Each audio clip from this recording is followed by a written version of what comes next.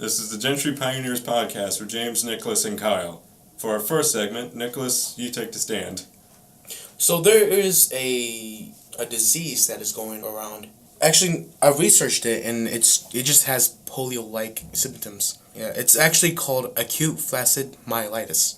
Yeah, and like polio, it is a disease that affects mostly children, and there are at least 386 possible cases dating back to 2014. So this has been around for almost 4 years right now, since it's 2018. Yeah. So it's been here for a while, and it looks like it's starting to affect more children. And here it says that there are 62 cases confirmed in 22 states this year. So that is a lot just for this year.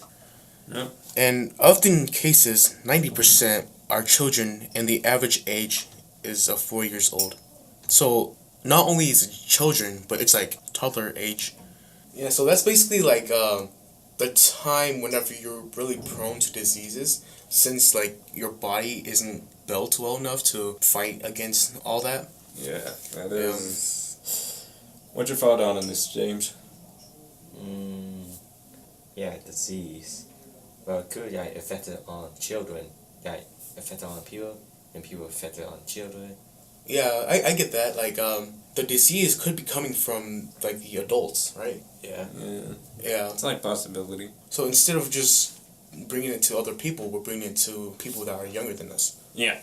So that's kind of dangerous, too. So, for those of you that don't know, acute flaccid myelitis is a rare condition that affects the surrounding area of the spinal cord that is called gray matter. When this part of the area is affected, it can cause paralysis, which is what polio does. There are no treatments for it, and the symptoms are drooping face and eyelid difficulty with eye movement and swallowing, and slurred speech. Some would even have trouble breathing and would need a ventilator due to the muscle weakness, and that is mostly children. So that's And also sudden weakness or loss of muscle tone in the arms and legs. yes. Okay. A rare disease that has polio-like symptoms. So if you see anyone having these symptoms, please alert somebody. Oh, one thing that's coming up, the Crucible. The Gentry Fine Arts will be doing the Crucible as their play for this year. So It's just best. Everyone's screaming witch at each other and then trying to hang each other. have you seen the movie or have you read the book? Both. How is it? The same thing as I just described. Ah. I wanted to laugh, actually. Yeah, but auditions will be the 11th of December, so next week. Alright. Tuesday next week, yeah. And I'm hoping to be part of that too. Alright, what part do you expect to play? One of the judges or... I haven't seen or read the Crucible, so... Well, have you gone for Miss Ramsey's class, though? I've never had her class before. Okay, well, when you do, you would I think you would already understand the Crucible by the time you get in the play and stuff. Okay, yeah. That's all we have for this segment, folks. Our next segment we will have a great interview. Our very first interview, in fact. Okay, so here we have Lily White to share her experience on the Ozark Highland Trail. Nick? First off, when did you hike this trail? We've been hiking this trail for the past, 2 or 3 years, because we don't have enough time to do it all in one go. Unless we did it in the summer, and backpacking in the summer is kind of dangerous because there's snakes and poison ivy, and it's just a lot easier to do it in the winter. So we do it in segments during the weekends. We usually do it like 40 miles in a weekend, 30 to 40. So we've been doing it for the past few years. Why did you decide to hike the trail? I was just looking for a challenge, and I really like being out in the woods. I think it's really beautiful, and I got to do it, and when I got the option to do it, I was going to get to do it with some of my really good friends. So I thought it would be really fun to get to experience the beauty of the outdoors with some of my really good friends. It gives you a chance to hang out with people you know and love while get to experience the outdoors. Mm-hmm. So that's a pretty good deal. How did you prepare for yourself for this trail?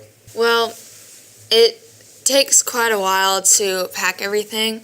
Our packs can only be a certain weight, so we have to weigh everything. And we have to make sure that we have enough food, and we need to make sure that we have enough water, and we need to make sure that we have all of our supplies. but that it doesn't weigh too much for us to carry. So So what is the weight limit? it's 20% of your body weight. So for me, it would be, I don't know, 25 pounds, can't be more than that. But for someone like my dad, who goes on with us, he can carry a lot more weight because he weighs a lot more than I can. So sometimes it's hard just to, get all the weight figured out. But It involves some math, just trying to prepare for hiking. Okay, who did you hike with? let's see, there were a bunch of people we hiked with at our church. The big backpacking family at our church is the Grandersons, which was the original family that we went with, who I call Uncle Josh and Auntie Elizabeth, which are their parents, and then their kids, Samuel and Laurel and Noah and Chloe. And then the Conroys, which is some other family friends, also came with us for most of it. And there was Uncle Max and Aunt Maria, and then Vivian and Aurora, which are some of my friends. And then one time we had Gogo, which is Laurel's grandma, come. And then occasionally we'd have the Lines come, which is Uncle John and Elise and Will. So a couple times we had a really big group. That sounds like you've had a lot of people to stay with. Right. Yeah. So did you have any conflicts while hiking? Yeah, one of them was we had a really big group. It was the time we had everyone. We had the Conroys, the Lines, Gogo, which is Laurel's grandma, and the Grandersons, and us. Everyone was there. And Laurel's grandma, obviously, she was very fit, but she wasn't hiking super fast. And Laurel's mom is blind, and so she used hiking poles. And so they were going quite a bit slower, but Uncle Max and the boys, which is Samuel and Noah, wanted to get to the campsite quicker. And so we separated into 3 groups. And so it was Uncle Max and Samuel and Noah. And that was the boys' group. And the girls' group was my dad and me and Vivian and Aurora and Elise and Chloe and Laurel and Rihanna, which is one of my other friends. I think she was there for that one too. And then the last group was Uncle Josh and Aunt Elizabeth and Gogo and Auntie Maria.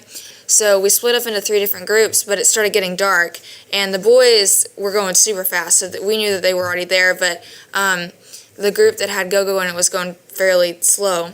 And so it started getting dark, so my dad ended up having to leave like headlamps on tree branches for them because he knew that they hadn't packed any. And it was kind of scary because we got to the campsite and we didn't know, and we had to wait and wait and wait for them to get there. And another time we were up on a mountain and we were really low on water, and there was a well on the mountain because we never camp anywhere without water. And we got there and there was no water, and we were like, okay, what do we do?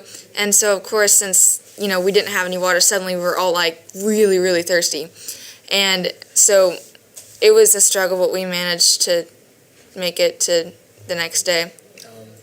So you went the whole night without water? We did have water, but we just had a limited amount. So every day, every person starts with 2 full, liter bottles of water. And so usually at least one of them per person is, you drink it throughout the day. And so then the other water, usually when we get to our campsite, which is usually at a creek, we filter water and then use some of that water to cook with, and then the rest to fill up the bottles. Well, so we had 1 bottle per person was empty, sometimes more depending on the people, and then we didn't have any extra water to filter, so we only had a few bottles to use for that night cooking and for the next day to hike. So we had to be really careful, but yeah. So in your opinion, would you choose to go with a lot of people or go with probably 6 or 5 people? Well, I would probably choose to go with 6 or 5 people, a lower amount, because it is fun having a lot of people, but if it gets to the instant like it did the one time we had to separate, there's a lot of people, and not everyone is at the same fitness level, and not everyone can do it as quickly. And so I think that separating is not a good thing. It is necessary occasionally, but I feel like if you have a lot of people, the risk of having to separate is pretty high, and that's not good because there's just so many unpredictable things about being in the woods miles away from other people that it's probably not a good idea. Yeah, so it's more fun with people, but you still got to think about what could happen too. Do you know exactly how long it took you to finish this trail? Let's see. At least 3 to 4 weeks worth. That seems impressive. Yeah, I would recommend this to other students just because it's a really good experience to have, and because, I mean, it teaches you, like, about hard work, and that, you know, obviously, if you want to stop, you can't really stop. I mean, you could stop for a few minutes, but, like, you have to get to wherever you're camping, or else you're not going to have water, and you're going to run out of food, and, but yeah, I would definitely recommend it because it's really beautiful out in the woods. Some of the most beautiful things I've ever seen have been on the OHT, and it's a lot of fun, especially if other people to do it with. And so what do you say about those that are not fit enough to do this? It really doesn't take much, but if, like, one of the things that we did before that is we would go on day hikes, and just kind of the amount of miles and maybe the amount of altitude that we'd be hiking on the OHT 3 days in a row, we do it just one day, like one day of what we would be kind of doing. And just to practice and, you know, see where we were. And we did a lot of day hikes like that. And then we go on shorter backpacking trips, not as many mileages, like maybe just, you know, 2 days in, camp out the next day. So, yeah. Just things like that. Well, thank you, Lily, for sharing your experience with us. Right, folks, you all know what this means. Time for your daily dose of happiness. Go ahead, Nick. We have a man that plays piano for elephants. Where he goes is a place for elephants that are either too old or cannot live by themselves. Paul Barton is the man that plays piano to elephants. And he had found this place through a website called Elephant's World. He had wondered how they would react to the music. When he first played his music, a blind elephant that was eating had stopped in his tracks when he heard Beethoven for the first time. Aww. Yes. This really just tells us that we're not the only race that can listen to music. A different kind of animal can listen to music too. Well, we're human beings, so technically any animal in particular. So he had asked the people that run the place if he could come back again, and they said that he can come anytime. So over the years, he had went back over there, and they would sometimes record him playing piano to the elephants.